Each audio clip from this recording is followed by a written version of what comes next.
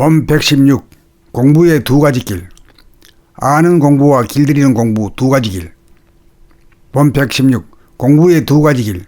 아는 공부와 길들이는 공부 두 가지 길.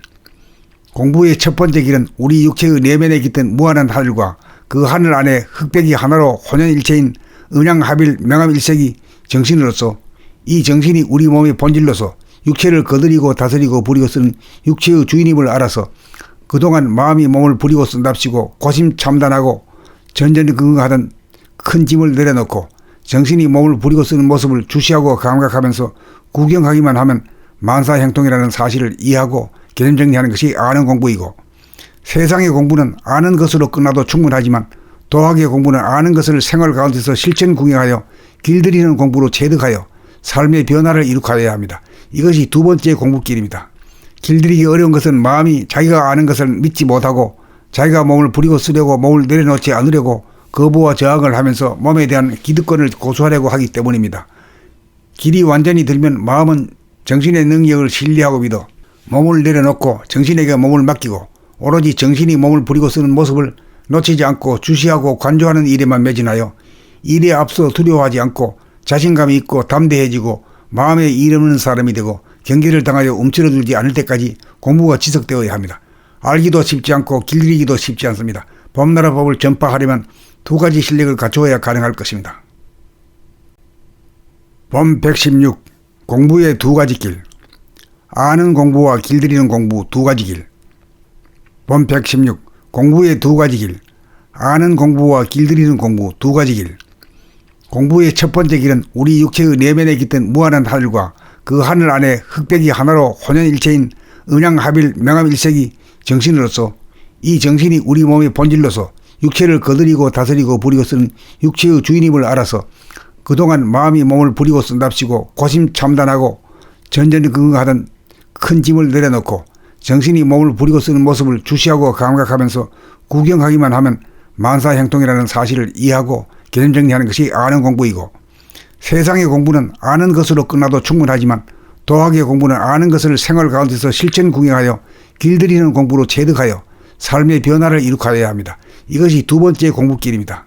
길들이기 어려운 것은 마음이 자기가 아는 것을 믿지 못하고 자기가 몸을 부리고 쓰려고 몸을 내려놓지 않으려고 거부와 저항을 하면서 몸에 대한 기득권을 고수하려고 하기 때문입니다.